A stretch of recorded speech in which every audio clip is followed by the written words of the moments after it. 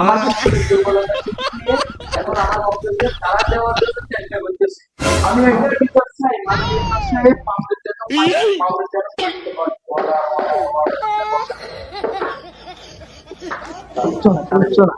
এখন আমরা শুনেছি লাইলা ম্যাডাম উকিলের সম্পূর্ণ বক্তব্য আমরা শুনেছি। এখন মামুনের ম্যাডাম উকিলের কিছু বলার থাকতে পারে।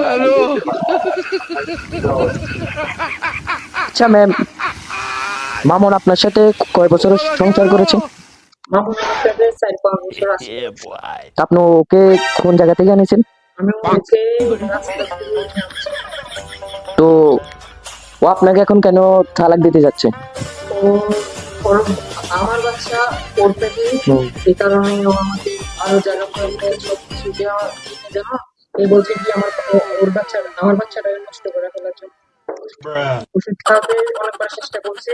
আমি কিন্তু দিইনি তাকে, না খাইয়ে না খেয়ে খাওয়ার বারণ করছি আমি। আপনাকে মারধর কেন করে ও? ও নিশা পানি করে আসে, রাতে আমার মাইন্ড করে আর ও আমাকে বলে যে আমার রাজকন্যাটা আমি ভিক্ষে করে দেবো। ওকে আমি ভিক্ষে দিনে দেখি জানি আমার সেই কারণে ও আমাকে ছাড়তে চাইছিল।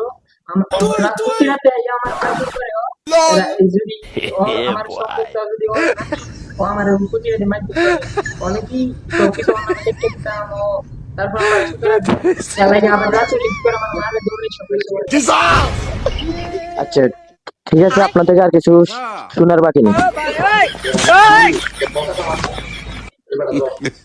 মাননীয় জজ সাহেব, আমার যা বলার বাকি আছে আমি সব বলেছি, আপনি তো শুনেছেন। আমার আমার যা